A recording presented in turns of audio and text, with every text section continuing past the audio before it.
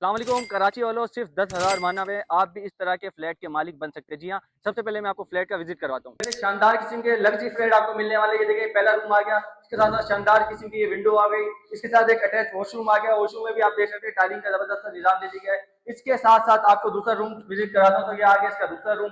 देखिए कैसे कुशादा किस्म का बना हुआ है, टाइल्स लगे हुए नीचे। इसके अलावा एक ये विंडो है जो कि टेरेस में जाती है, दूसरा टेरेस है। जी हाँ, इसके साथ साथ भी एक आपको वॉशरूम मिलने वाला है, अटैच वॉशरूम। इसके बाद मैं आपको लेकर चलता हूँ तीसरे रूम में।